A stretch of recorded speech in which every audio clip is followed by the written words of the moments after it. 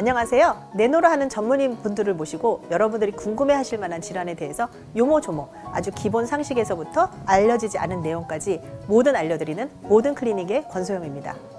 오늘은 국내 암 발병 중에선 5위, 여성 암 중에서인 1위, 이 유방암에 대해서 알아보려고 합니다. 오늘 모실 분은 박상엽 원장님, 외과 전문의십니다. 반갑습니다. 네, 안녕하세요. 원장님 자기소개 잠깐 부탁드립니다. 예, 저는 유방외과 전문의 박상엽이라고 합니다. 현재 유방갑상선 클리닉 개원한 지 16년 됐고요. 예, 열심히 살고 있습니다. 오늘 유방암에 대해서 얘기를 나눌 건데 네. 사실 저희 학생 때는 유방암은 선진국의 병이다 그랬어요. 그래서 뭐 유방암에 대해서 그렇게 관심이 물론 많긴 했지만 이거는 선진국의 병이고 우리는 아직 별로 없다라고 생각했는데 요즘에는 주변에 보면 유방암이 정말 많거든요. 그렇죠. 그래서 오늘도 보면은 여성암 중에서는 1위라고 되어 있는데 우리나라 발병 상황은 좀 어떤가요? 지금 현재 우리나라뿐만 아니라 전 세계적으로 여성암 1위가 유방암입니다. 제가 레지던트를 시작하던 2000년도만 하더라도 우리나라에서 한 해 발병하는 유방암 환자가 대략 5,000명 정도였거든요. 근데 2013년에 2만 명을 넘어갔고 2021년도에 지금 3만 명을 넘었습니다. 작년 같은 경우는 아마 한 해 유방암 환자가 3만 2천 명 정도 될 겁니다. 그러니까 해외 학회 가면은 야 니네 나라는 왜 그렇게 유방암이 많냐 뭐 그런 식으로 외국에서 이제 다른 의사들이 물어볼 정도인데 우리나라에서 젊은 유방암 환자가 이렇게 많은 이유가 도대체 뭘까요? 유전적인 특성도 분명히 있을 겁니다. 그렇기는 하지만은 요새 결혼 잘 안 하고 임신, 출산, 수유를 안 하는 이런 추세 이런 것들도 분명히 원인이 될 것이고 뭐 피임약이라든가 호르몬제 같은 거 사용하는 거 이런 것도 분명히 원인이 되겠죠. 어쨌든 이게 수유를 하고 출산을 하고 그러면 이제 유방암이 좀 예방된다 네. 하는 게 있고 뭐 난소암, 자궁내막암도 약간 같은 부류로 가고요. 출산을 많이 하면 또 제가 하는 산부인과의 자궁경부암이 또 많아지고 뭐 그러는 게 조금 있기는 하죠. 그런데 그거 말고도 무슨 유전적인 인자는 뭐 100년 전이나 50년 전이나 지금이나 우리나라 여자들을 다 똑같지 않나요? 유전적인 특성이야 차이가 없겠죠. 근데 이게 유방암이나 대장암 같은 경우는 이게 서구형 암이기 때문에 이제 사회가 발전하거나 식습관, 생활습관이 서구화가 되면서 이게 발현되는 빈도가 늘어날 수밖에 없습니다. 이 유방암이 아주 직격탄을 맞은 거죠. 그러면 어떤 서구적인 식습관을 말씀하시는 건가요? 제가 질문에서는 좋아하는 뭐 술이라든지 지방이라든지 탄수화물이라든지 그런 게 되는 거죠. 예, 그래서 음주라든가 흡연 이런 거, 방사선 이런 것들 다 유방암의 위험 인자가 되는 거고요. 예, 그리고 이제 주변의 환경 오염이나 영양 같은 거 이거 무시할 수가 없습니다. 환경 호르몬 뭐 그런 네, 말씀하시는 거죠. 그래서 환경 호르몬 때문에 보면 성조숙증이라든지 애들 뭐 사춘기 일찍 시작하고 뭐 일찍 발육되고 그런 거 생기는데 유방암에 있어서도 그게 되게 중요한 거군요. 예, 관련이 있습니다. 유방암에서 가족력, 뭐 엄마다, 이모다, 뭐 고모다, 뭐 이게 언니다 그렇게 해서 가족력이 많이 중요한가요? 모든 암들이 다 마찬가지기는 하지만은 특히 유방암이 가족력이 굉장히 강합니다. 그래서 한 가계도 안에 유방암 환자가 발생을 하면은 그 가계도 안에 있는 모든 여자 가족들의 유방암이 다 올라가거든요. 특히 이제 뭐 엄마라든가 뭐 자매라든가 이렇게 직계 가족에게 유방암이 있을 경우에 본인의 유방암염이 남들보다 두세 배가 올라가고 뭐 이모라든가 할머니 아니면은 뭐 사촌 이렇게 비직계 가족에게 유방암이 있어도 최소한 유방암염이 1.5배 이상 올라갑니다. 되게 높은 건데 우리 그거 되게 유명하잖아요. 안젤리나 졸리. 네. 안젤리나 졸리가 이제 유방암 유전자가 있어서 뭐 유방 수술도 하고 뭐 난소 수술도 하고 네. 그래서 뭐 산부인과 뭐 외과 다 되게 유명한 그런 일하고 사람들도 되게 많이 알고 있는데 이 안젤리나 졸리 유전자라고 해야 되나? 그 유전자는 뭔가요? 정식 명칭은 브라카 유전자라고 합니다. 사실 이 유전자 자체가 유방암을 발병하는 게 아니고 이 유전자는 원래 암을 억제하는 암 억제 유전자거든요. 암 억제 유전자고요. 예, 그래서 여기에 돌연변이가 발생을 했을 경우에 이제 유방암과 난소암의 위험이 크게 올라가는데 이 유전자가 있으면 평생에 걸쳐서 유방암에 걸릴 확률이 80%까지 올라가고요. 80%. 난소암 같은 경우는 50%까지 올라갑니다. 실제로 안젤리나 졸리는 어머니, 이모, 할머니가 다 유방암으로 사망을 했습니다. 그래서 본인도 이제 병원 가서 검사를 해봤더니 이 브라카 유전자의 돌연변이가 발견이 됐고요. 그래서 안젤리나 졸리는 양쪽 유방을 다 제거를 했고 난소까지 양쪽 다 제거를 했습니다. 그래서 이제 유명해진 건데 사실 이 브라카 유전자 돌연변이는 유태인들에게 많습니다. 이렇게 실제 조사를 해보면 100명에 한두 명이 나올 정도로 유태인들한테서는 굉장히 흔하거든요. 안젤리나 졸리도 유태인입니다. 근데 다행스러운 거는 우리나라 같은 경우는 조사를 해보면 한 10,000명에 1명이 나올까 말까 할 정도로 굉장히 드문 유전자이기 때문에 이거에 대해서는 크게 걱정을 안 하셔도 될 겁니다. 선생님, 그러면 안젤리나 졸리 유전자, 뭐 브라카 그거 유전자 검사를 하려면 어떻게 하는 거예요? 요새는 굉장히 간단하게 체열만으로 검사가 피 검사하면 가능한데, 알 수가 있는 거예요? 가능한데 검사 비용이 꽤 비쌉니다. 그 브라카 유전자는 1, 2가 있는데 하나당 검사 비용이 150에서 200만 원 가까이 들거든요. 근데 이게 특수한 경우에는 이게 건강보험 적용이 되는 걸로 제가 알고 있거든요. 그러니까 그냥 내가 건강검진 목적으로 그냥 검사를 한다. 그러면 이제 비싼 거는 이해가 가는데, 예를 들어서 엄마라든지 언니라든지 그렇게 가족력이 있으면 사실 이 사람은 아까 말씀하신 대로 80%까지 그렇죠. 생긴다면 검사를 해야 되는 거잖아요. 그러니까 그럴 때도 좀 비싸다는 건가요? 아니면 일부에서는 어쨌든 보험 적용이 되거나 그럴 수도 그래서 있고. 일부에서 보험이 적용이 되는 경우는 이제 40세 이전에 유방암이 발병을 했다든가 내가 아니면 양측성 유방암이라든가 남성 유방암이 있을 경우에 이제 이게 보험 적용이 되는 걸로 알고 있거든요. 그럼 조금 저렴하게 검사를 할 수가 있겠죠. 근데 사실 이게 검사를 한다고 해서 이 유전자가 나와서 그럼 내가 안젤리나 졸리처럼 양쪽 유방을 다 제거를 할 거냐? 이것도 받아들이기가 쉽지가 않거든요. 그건 쉽지가 않죠. 그래서 정말 궁금하시지 않으면 저는 그렇게 모든 분들이 의심되는 분들이 다 검사하는 거는 권유하고 싶지는 않습니다. 근데 이제 브라카진이 예를 들어서 내가 유방암에 걸렸다. 그래서 브라카진이 양성이 나왔다. 그리고 내가 뭐 45세고 아직 폐경 전이다. 그러면 이제 난소 수술이 조금 필요한 거죠. 왜냐면 이 브라카진이 유방암만 생기는 게 아니라 그렇죠. 난소암도 생기고 그럴 수가 있으니까. 이게 참 무서운 게 이거는 우성 유전이라서 그 남성들을 통해서도 다른 여자 가족들한테 이게 다 갈 수가 있거든요. 그리고 우성이니까는 한쪽 유전자에만 이게 있어도 발현이 될 수가 있고 남성들에게 이 유전자가 있을 경우에는 전립선암의 위험이 올라갑니다. 그러니까 췌장암의 위험도 올라가고요. 그게 이제 뭐 난소암이랑 유방암뿐만 아니라 남성에게도 영향을 미칠 수가 있죠. 제가 남성들한테는 관심이 없어서 안 보고 있었네요. 네. 그 외에 또 다른 위험 인자가 있을까요? 아까도 말씀드린 것처럼 음주라든가 뭐 흡연, 방사선 이런 거 다 잡다하게. 그러니까 방사선이라는 건 무슨 말씀하시는 거예요? 그러니까 내 방사선 치료받는 거 말씀하시는 아니면 뭐 전자레인지, 뭐 핸드폰 그런 방사선을 뭐 그런 전자파 뭐 이런 거 얘기하시는 거예요? 그 유방암이 잘 생기는 그 직업군이 있는 거 아세요? 직업군이요? 예. 몰라요. 스튜어디스들한테 많습니다. 그게 이제 뭐 저기 그렇죠. 뭐지 비행하고 뭐 그런 그렇죠. 것 때문에. 예. 이제 아무래도 스튜어디스들이 이제 그 위에서 근무를 하기 때문에 지상보다는 방사선 노출량이 많거든요. 거기에 이제 유전자가 좀 변이가 오거나 그러면 아무래도 확률이 올라갈 수밖에 없죠. 그러니까 저번 승무원분들 같은 경우 병원에서 이제 임신 진단 받으면 뭐 아기집이나 그런 거 확인되기 전에 바로 사유서 쓰면 바로 그렇죠. 지상 근무로 옮겨주더라고요. 그런 게 또 있을 수가 있구나. 그리고 제일 중요한 거는 에스트로겐이거든요. 여성 호르몬 에스트로겐인데 이 에스트로겐에 노출되는 기간이 중요합니다. 여성의 일생을 놓고 봤을 때 이 에스트로겐에 노출되는 기간이 길어질수록 유방암 위험이 올라가거든요. 그래서 초경을 일찍 하거나 폐경을 늦게 하는 것도 유방암의 위험 인자입니다.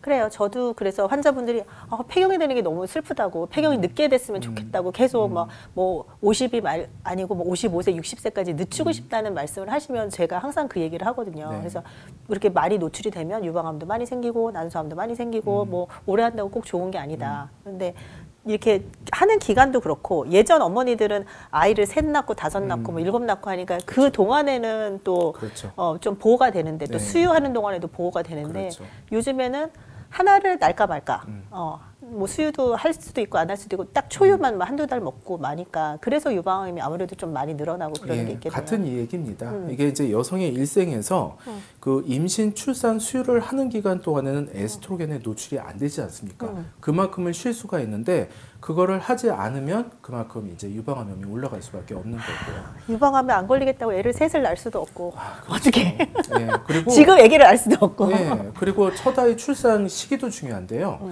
첫 아이 출산 기준으로 34살 이후에 출산하는 것도 유방암의 위험 인자입니다. 아 하나 둘 그것뿐만 아니라 예, 시작하는 그렇죠. 나이가 그렇죠. 근데 요즘에는 대부분 30은 넘어서 결혼을 늦게 하고 출산 시작하는 연령이 한 35이 넘는데 큰일이네요. 큰일입니다. 그다음에 이제 산부인과 저기와 외과에서 항상 하는 얘기 중에 하나가 이제 갱년기 호르몬제. 그러니까 폐경이 보통 한 50세 정도 되고 그러면 에스트로겐이 확 떨어지면서 막 열나고 막 얼굴 빨개지고 잠도 못 자고 예민해지고 그럴 때 이제 갱년기 호르몬 그 치료를 권하는데 이게 예전에는 처음에 나왔을 때는 이 갱년기 여성의 모든 증상을 좀 완화시켜 주기 때문에 너무 좋은 약이다. 그랬어요. 그러다가 몇 년도지? 2011년도인가? 그때 이제 WHO에서 나온 게 유방암 위험도를 높인다. 그래서 이제 유방암에 대한 또 공포가 있어서 다 모든 사람들이 다 이제 먹던 호르몬제를 다 끊고 그랬거든요. 선생님 그 갱년기 호르몬제랑 유방암에 대해서 한번 설명을 해주실 수 있으실까요? 정상적으로 50세에서 52세 사이에 이제 폐경이 되면서 여성 호르몬의 노출이 줄어야 되는데 그걸 약을 복용하면서 인위적으로 노출 기간을 길게 만드는 겁니다. 그래서 이 호르몬 치료를 시작을 하면은 보통 5년까지는 유방암염이 서서히 올라가다가 6년째부터 이렇게 올라가거든요. 그래서 이거는 사실 다시 좀 생각을 해봐야 될 문제예요. 지금 전 세계에서 HRT 호르몬 치료를 하는 나라가 우리나라밖에 없거든요. 얼마 전에 오신 분이요, 일본에 사시는 분인데 그분이 그 얘기를 하더라고요. 일본의 산부인과 의사는 절대로 호르몬제를 처방을 안 한대요. 그리고 미국에 사시는 분이 미국 의사한테 찾아가서 호르몬제 좀 처방해 달라고 그랬더니 그 미국 의사가 수이사이드라고 얘기를 했습니다. 자살행위라고. 자살행위라고. 그리고 프랑스 교포분이 와서 깜짝 놀랐더라고요. 이게 3개국까지 해서 이제 산부인과를 공격하시면 이거 안 되는데. 제 환자들이 한 얘기를 네. 그대로 전달하는 거예요. 한국에서 아직도 호르몬제 쓰고 있나고 깜짝 놀랐더라고요. 그래서 이건 좀 다시 나는 완전히 동의를 할 수는 없어요. 왜냐하면은 사실 폐경이 되고 나서 그때 얼마나 힘든 그런 시기를 겪는데 물론 유방암의 위험성을 높이는 건 있는데 뭐 난소암이라든지 그다음에 이제 대장암, 대장직장암의 위험성을 낮추기도 하고 그다음에 중요한 것 중에 하나는 골다공증이거든요. 그래서 골다공증의 위험성을 좀 낮춰주는 거에 현저하게 효과가 있고 그리고 그 유방암이 느는 게 그때 스터디도 보면은 한 10,000명에서 한 8명? 7명, 8명 정도 늘리는 거니까 이게 잘 검사를 받으면서 약을 먹어도 되지 않을까요? 검사를 한다고 해서 생길 유방암을 막을 수는 없습니다. 근데 그 5년 먹어서 생긴 게 아니라 그 서구화된 식습관과 유전의 변화와 아기를 안 낳고 그게 다 돼가지고서 생긴 거지. 그게 그때 폐경되고 나서 3년 먹었다고 뭐가 생기나? 그래서 아니지 않을까요? 실제로 그 70년대에 영국에서 그 큰 스터디를 한 적이 있었어요. 대략 한 50만 명 정도 되는 2개 도시를 선정을 해서 한 도시에서는 10년 동안 호르몬 치료를 적극적으로 하고 한쪽에선 전혀 하지를 않았는데 호르몬 치료를 한 도시에서 추가적으로 유방암 환자가 2만 명이 더 나왔습니다. 10년 동안. 이거는 뒤집을 수 없는 사실이죠. 근데 70년대 나왔던 약이랑 요즘 2020년대 나오는 약들이 조금 바뀌고 그러긴 했으니까 다시 한번 연구를 해보거나. 근데 피임약 같은 경우에 있어서도 예전에 처음에 나왔던 거보다 1세대, 2세대, 3세대, 4세대 이렇게 변하거든요. 아마 갱년기 호르몬제도 그런 식으로 좀 변화를 겪고 있기 때문에 70년대 나왔던 약이랑 지금 현재 나오고 있는 약들은 좀 다를 수는 있고 그리고 만약에나 내가 피치 못하게 너무 그 갱년기 증상이 심해서 호르몬제를 복용하시는 분들이라면 건강검진, 특히 유방암 검진을 아주 잘 하셔야겠네요. 제가 저희 환자분들한테 절대로 호르몬제 드시지 말라고 얘기는 하는데 제가 얼마 전에 딱 한 분한테 차라리 호르몬제 드시라고 말씀드린 분이 있었거든요. 유방암 환자는 아니고 이제 검진 받으시는 분인 거죠. 분인데 그분은 그 갱년기 증상 때문에 인생 자체가 완전히 피폐해졌어요. 그리고 자기 자살하고 싶다고까지 얘기를 하시거든요. 그래서 제가 그분한테는 차라리 그냥 호르몬제를 드시는 게 낫겠다고 제가 그렇게 얘기를 했습니다. 그래서 제가 기준을 어떻게 잡았냐면은 호르몬제를 복용을 하면서 내가 과연 그 갱년기 증상 때문에 일상생활이 가능하냐 가능하지 않느냐를 기준으로 복용하는 것이 어떠냐고 제가 그렇게 권유를 드리거든요. 그래서 일상생활 안 되시면 드셔야죠. 맞아요. 근데 이제 대신에 그 유방암의 위험에 대해서는 분명히 알고 드셔야지 보약처럼 생각하고 드시는 건 위험합니다. 그래요. 그건 절대로 아닌 것 같아요. 네. 그 호르몬제든 어떤 약이든 꼭 이게 의사 처방이 있고 이제 상담을 받고 그렇게 드셔야지. 그렇죠. 예전에 맨 처음에 이제 미국에서 약이 나왔을 때는 정말 무슨 만병통치약처럼 다 처방을 했었는데 그거는 절대 아니라는 거는 뭐 저도 마찬가지로 동의를 하는 부분이고요. 그 아주 갱년기가 심하신 분한테 좀 드시라고 했잖아요, 선생님이. 네. 그 가정을 살리신 거예요. 그 여자분만 힘드셨겠어요. 남편분도 힘드시고 자식분들도 힘드시고 얼마나 힘드시겠어요. 그렇죠. 맞습니다. 예. 그러면 호르몬제 말고 젊은 여자분들 이제 피임약, 네. 그러니까 산부인과에서는 피임 목적으로 먹기도 하지만 치료 목적으로도 많이 쓰거든요. 이것도 많이 위험한가요? 그 제가 레지던트 할 때만 해도 사실 피임약까지 유방암의 위험인자에 없었거든요.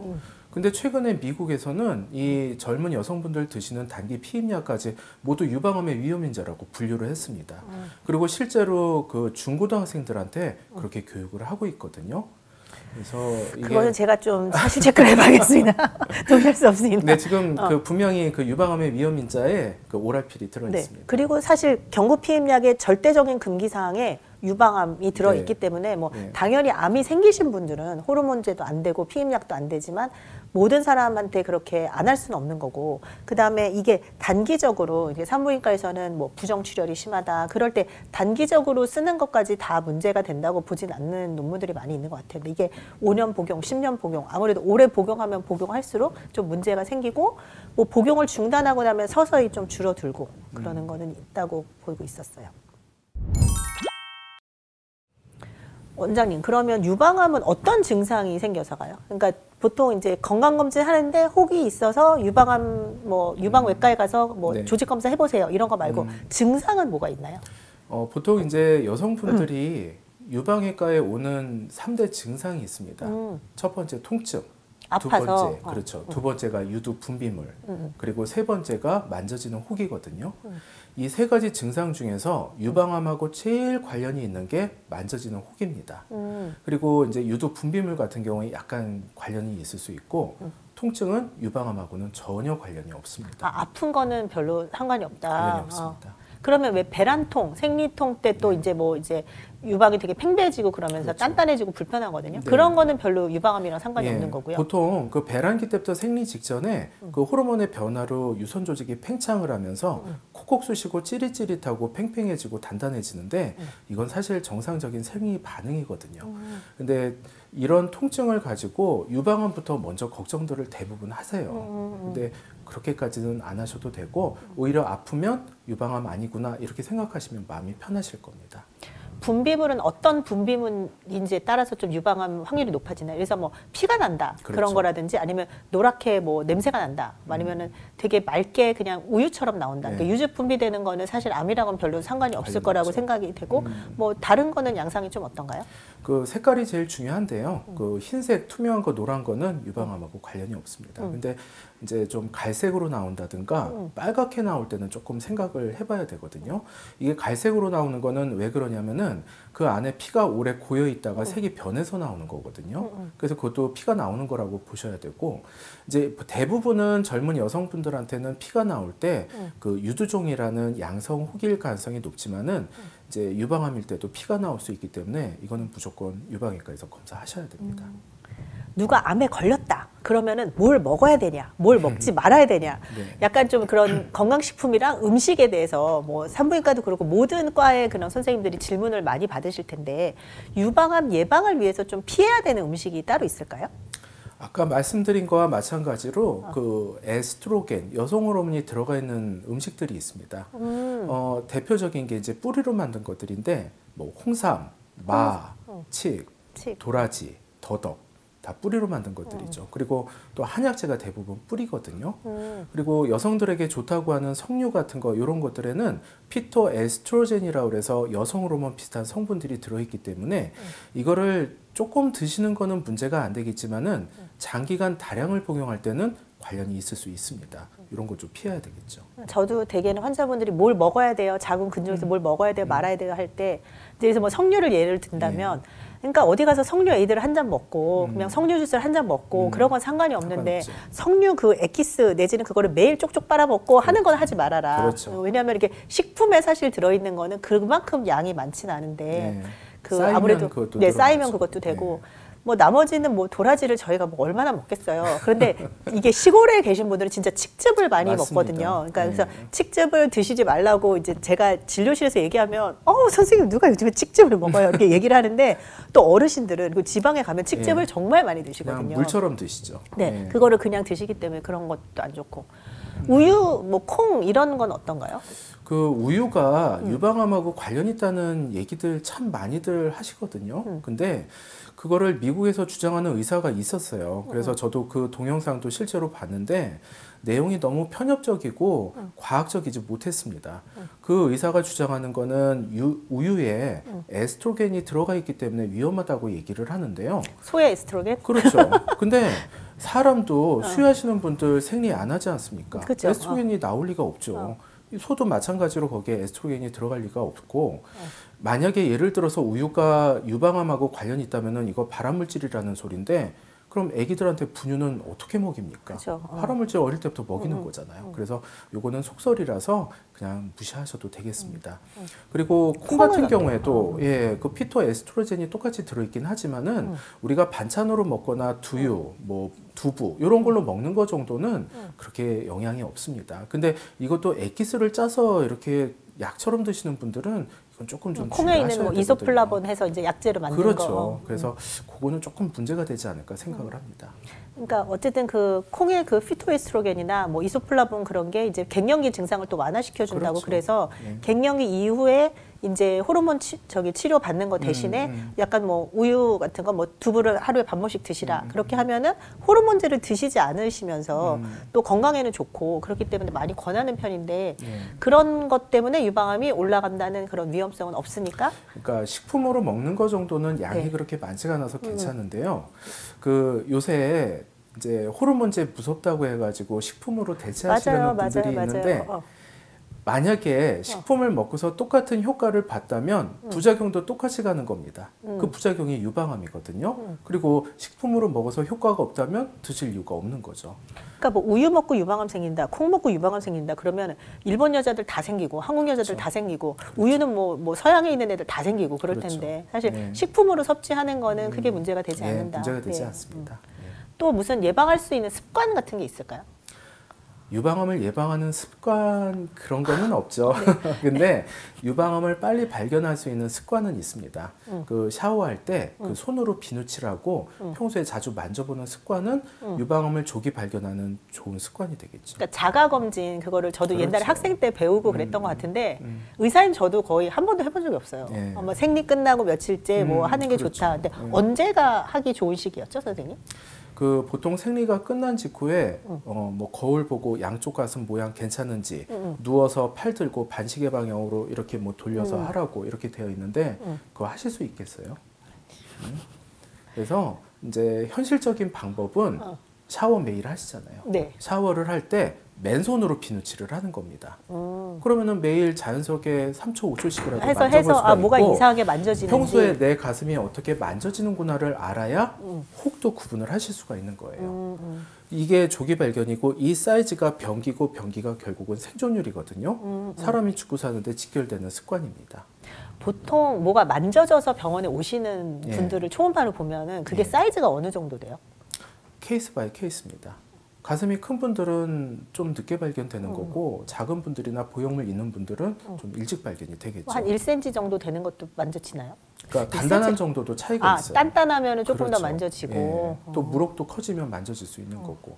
그러니까 그거를 법칙을 세워놓으면 안 되고 매일 만져봐야 조금이라도 작을 뭐가 때 이상한 발견을 게 합니다. 만져진다. 그렇죠. 사실 거울은 매일 보니까 여기 네. 뾰루지가 나면 딱 보이잖아요. 네. 근데 그런 것처럼 그러니까 가슴도 어쨌든 그렇게 맨날 뭐 샤워하고 그러면서 그렇죠. 마사지 하면서 보면 되겠구나. 네. 보형물 얘기하셨는데 보형물 저기 젊은 여자분들 되게 많이 하시거든요. 네. 보형물 하고 있으면 유방암 발견하는 게 조금 더 어렵겠어요. 그 보형물 자체를 유방암하고 연관짓는 분들이 많습니다. 아, 근데 보형물 때문에 그렇죠. 유방암이 생긴다고? 그렇죠. 아. 근데 요새 보형물은 대부분 그 대흉근 아래쪽으로 집어넣고 유선 조직은 그 근육의 위쪽에 있기 때문에 층 자체가 다르거든요. 그래서 유선 조직에 영향을 미치거나 그런 일은 없고 그다음에 검사가 제대로 되지 않을까 걱정하시는 분들이 있는데 그 유방 촬영을 할 때도 보형물 눌리지 않게 조심해서 찍을 수 있습니다. 그리고 오히려 뭐가 생겼을 경우에는 보형물이 있으면 이게 더 잘 만져지거든요. 예, 그래서 뭐 보형물 자체를 유방암하고 굳이 연관지실 필요는 없습니다. 근데 그 코로나19 이전에 그때 그 모 회사 제품이 전 세계적으로 특히 암을 유발을 한다고 그래가지고 난리가 난 적이 있었거든요. 근데 그거는 유방암은 아니었잖아요. 유방암은 아니죠. 유방암은 아닌데 어쨌든 예. 보형물이 있는 데서 무슨 다른 림프종인가? 그거 그렇죠. 생겨가지고서는 그때 다 리콜하고 다 네, 뭐 난리가 다 유방암 났었죠. 빼고 사실 그때는 그래도 내가 수술했던 병원이 남아있는 환자분들 같은 경우에 있어서는 그 병원에 가서 내가 넣은 보형물이 뭔지 그렇죠. 확인하고 네. 수술할 수 있었는데 내가 뭘 했는지도 모르는 분들이 되게 많이 당황하셨던 그 병원 기억이 없어지면 나요. 뭐 그건 찾을 방법이 없죠. 아 진짜. 그래서 그 보형물이 그냥 내 몸 안에 이물질을 넣는 거거든요. 그래서 건강에는 사실 좋을 리는 없지만 그쵸. 또 뭐 너무 유방암 걱정까지는 하실 필요는 없습니다. 네. 그리고 보형물이 있어도 뭐 검진하고 유방 촬영술 하는 거나 초음파하는 문제 거나 없습니다. 그거는 다 문제가 없다. 네. 선생님, 브래지어는 어때요? 이렇게 꽉 조이고 하는 것도 유방암이랑 관련이 있나요? 99년도에 그 미국의 어떤 의사가 책에서 그런 얘기를 했습니다. 브래지어를 24시간 하는 사람의 유방암 위험이 125배가 증가한다고 125 얘기를 배요? 했거든요. 그러니까 25% 아니에요? 125배입니다. 그래서 너무 그 수치가 터무니가 없어가지고 그쵸, 이제 결국은 그 얘기는 폐기가 됐어요. 예, 그거는 아니라고 결론은 났는데 이제 왜 그런 얘기들이 나오는지 좀 생각을 해봐야 됩니다. 그 의사가 주장을 하는 거는 유방 안쪽으로 림프액들이 들어가서 암세포든 노폐물을 청소하고 나와야 되는데 그걸 다 막고 있는 거지. 그렇죠. 그 길을 막게 되면은 청소할 수가 없다는 겁니다. 그래서 이제 위험이 있다고 주장을 하는 거고, 그래서 그 얘기가 지금은 뭐 공식적인 얘기는 아니지만은 그래도 유방 건강에 좋지는 않을 거라고 분명히 예상을 하고 있습니다. 그래서 집에서는 하시면 안 되고 외출할 때도 너무 타이트한거나 와이어 센 거 이런 건 좀 피하셔야 되고요. 그리고 그 제가 이렇게 24시간 브래저를 하는 분들 여쭤보면은 그 유방 모양 좀 예뻐지라고 그렇게 하고 있다고 하시는 분들이 많거든요. 근데 뭐 유방이 배나 사과도 아니고 용기 씌워 넣는다고 거기에 맞춰서 똑같이 이뻐지고 그건 아니지 않습니까? 유방의 크기나 모양은 이미 유전적으로 다 결정이 되어 있습니다. 그래도 요즘에 약간 탈코르셋 운동? 그래서 이제 그 와이어 같은 것도 옛날에는 정말 진짜 와이어가 들어가 있었는데 네. 그런 것도 조금 폐기되고 좀 부드러운 거, 뭐 브라렛 뭐 아시는지 모르겠지만 되게 좀 부드러운 그런 소재로 만들어진 그런 속옷들이 많이 나오고 있거든요. 예. 그래서 스포츠 브라 같은 것도 많이들 그냥 운동할 때 편하게 입으시니까 그런 거는 어쨌든 유방암 측면에서 보면은 좀 여성 건강에 있어서는 좀더 너무 꽉 낫겠죠. 조이는 것보다는 그렇죠. 낫겠지만 좀 이제 집에 있거나 좀 편안할 때는 아예 그럼요. 그냥 풀어버리시는 게 더 예, 좋겠네요. 편하게 놔두셔야죠. 네. 네. 유방암 검사를 몇 살부터 하나요? 그러니까 보통 제가 알기로는 한 40세부터 이제 유방 촬영술 이렇게 꽉 이렇게 그렇죠. 누르는 그 검사를 하는데 그 정도 나이부터 시작하면 될까요? 요새는 30대 유방암 환자는 기본으로 나오고 있고 심지어 20대 유방암 환자도 나오고 있습니다. 실제로 얼마 전에 제가 대학병원 보내드린 분이 25살이었고요. 25살이요? 작년에 제일 어린 분 23살짜리도 있었어요. 그러니까 유방에 그냥 낭종이 아니라 그냥 혹이 유방암이요. 아니라 암이요. 네, 유방암 얘기입니다. 그래서 요새는 그냥 20대 초반만 되면은 특히 이제 가족력이 있거나 그러면 좀 적극적으로 검사를 하는 걸 추천을 드리거든요. 네. 그러면 그때 검사를 할 때는 어떤 검사를 하는 건가요? 보통 유방 검사는 이제 유방 촬영과 초음파로 이루어지는데 젊은 분들은 이제 방사선을 쪼이지 말라고 초음파를 위주로 해서 하도록 하고 40대 이전부터는 뭐가 나올지 알 수가 없으니까 그때는 촬영과 초음파를 다 하도록 권유하고 있습니다. 그래서 어쨌든 그 유방 촬영술도 그게 어쨌든 엑스레이 방사선 그렇죠. 때문에 그게 누적이 되면은 또 암이 그렇죠. 생겨서 너무 일찍부터는 하지 말고 40세부터 네. 하는 거를 권고사항으로 알고 예, 있고 예. 어쨌든 가족력이 있다. 그러면은 보다 더 적극적으로 적극적으로 뭐 하셔야 20대, 됩니다. 30대부터 검사를 하고. 그럼 얼마마다 한 번씩 검사를 해요? 1년에 한 번만 1년에 하시면 한 번? 되고요. 이제 물론 혹이 있어서 추적 검사를 해야 되면 6개월 뒤에 할 수는 있지만은 그냥 1년에 한 번 하시고 뭐 가족력이라든가 고위험군이라고 하더라도 1년에 한 번만 보시면 됩니다. 그리고 우리나라 여성들은 이렇게 치밀 유방이라고 네. 그래서 댄스 브레스트 이렇게 해도 뭐 유방 촬영술을 해서도 잘 안 나온다고 그러거든요. 그리고 저도 항상 촬영하면은 치밀 유방이라고 잘 안 보인다고 그러고 나서는 유방 초음파를 추가적으로 하라고 예. 이거 누르는 거 안 하면 안 돼요? 너무 싫어. 근데 너무 싫어. 그 촬영하고 초음파는 보는 관점이 달라요. 아 그래요? 유방 촬영에서는 석회화를 봐야 되고 초음파에서는 혹을 보거든요. 그러니까 쉽게 말해서 의사의 두 눈이라고 보면 됩니다. 의사 보고 한쪽 눈 가리라고 검사는 하라는 꼴밖에 안 되거든요. 그래서 젊으신 분들도 제가 한 번은 꼭 촬영을 해요. 그리고 거기서 의외로 석회화가 많이 나옵니다. 이거 안에다가 기계 안에다가 집어넣고 누르는 거 되게 불쾌하고 아프기도 하고 그래서 당연히 싫어하시는 거 제가 아는데 그래도 한 번은 좀 해봐야 돼요. 그래서 그리고 나서는 이제 젊은 예. 사람들 같은 경우는 한 번 예. 촬영을 하고 그다음에 그러면 이제 추적 초음파로만 검사는 계속 추적 검사를 검사를 하고 하고. 그렇게 하면 예. 되고. 그래서 유방암 검사, 뭐 건강검진에서 뭐 네. 나왔을 수도 있고 선생님네 병원에서 초음파를 보고 나서 이제 네. 조직 검사를 했는데 예. 뭐가 나왔다. 예. 그래서 암이다. 네. 그러면은 이제 대학병원에 가서 수술해야 되잖아요. 그렇죠. 근데 요즘에 대학병원이 또 엄청 많이 밀려 있기도 하고 유방암 환자들이 그렇게 뭐 젊은 사람들이 많으면 더 밀려 있는데 네. 이거 당장 수술해야 되는 거 아니에요? 얼마 동안이나 기다릴 수가 있는 걸까요? 그 요새 이제 대학병원 유방외과 예약해 보신 분들 잘 아시겠지만은 요새는 유방암으로 진단이 안 나오면은 대학병원 진료를 볼 수가 없습니다. 맞아요. 딱 그냥 캔서라고 돼 있어야 받아주지 그렇죠. 그냥 아닌 거는 그냥 돌려보내더라고요. 예. 그래서 그 가까운 데서 유방외과를 검색해서 검사하고 관리를 하시다가 이제 필요할 때 유방외과를 가시면 돼요. 그리고 유방외과 이제 대학병원 유방외과에 가셔서 첫 진료를 하면은 보통 한 달 이내 수술이 가능하거든요. 그래서 첫 진료가 제일 중요합니다. 그래서 가급적이면은 너무 딜레이 되지 않게 그냥 유명하다는 병원만 찾지 마시고 여기저기 대학병원 알아보신 다음에 첫 진료를 빨리 볼 수 있는 데를 가셔야 됩니다.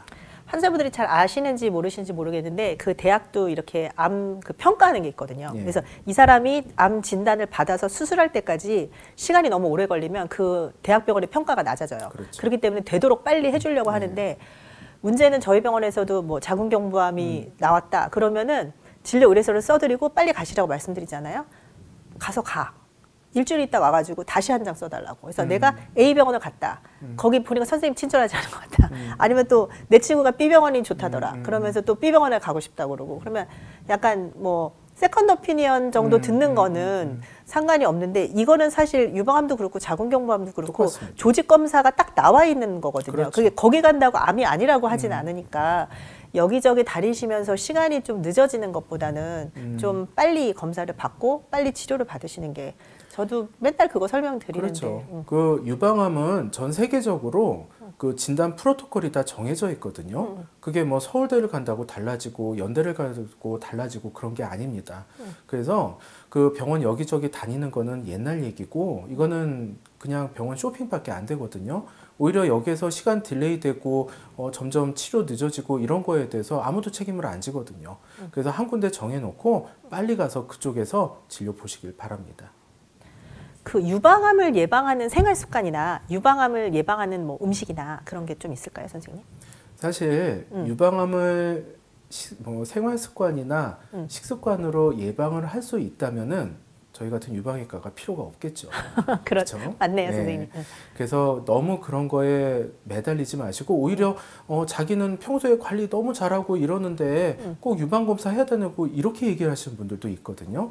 그래서 절대로 식습관, 생활 습관을 믿지는 마시고 그냥 평소에 규칙적으로 이제 본인이 좋아하는 거 음식 드시고 뭐 생활하시고 이렇게 하는 것들 스트레스 안 받는 게 제일 중요하다고 생각을 합니다. 근데 좋아하는 음식이 막 고탄수화물, 고지방, 음주 그러면 안 되는 거잖아요.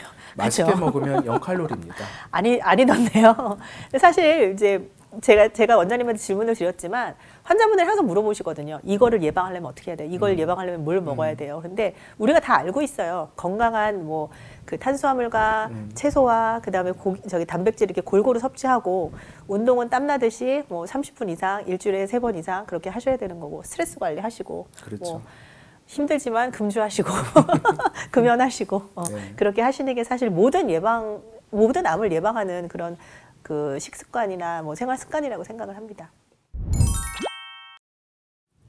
오늘 박상엽 원장님과 함께 유방암에 대해서 정말 샅샅이 알아본 것 같은데요. 선생님, 유방암을 이미 진단받고 뭐 힘든 시간을 겪고 계신 분들한테 한마디 따뜻한 말씀 부탁드립니다. 네, 그 유방암 진단을 받고 청천벽력 같은 그런 얘기 듣고서 마음 편하실 분은 이 세상에 없거든요. 걱정도 많으실 텐데 그 저희 의사들끼리 하는 얘기가 있습니다. 걱정한 대로 된다고. 너무 스트레스를 안 받으셨으면 좋겠어요. 이게 과학적으로 설명은 안 되는데 긍정적이신 분들이 예후도 좋습니다. 그래서 항상 화이팅 하시고 그냥 일상생활 그대로 똑같이 하시고 너무 우울해 안 하셨으면 좋겠습니다. 감사합니다, 원장님. 감사합니다.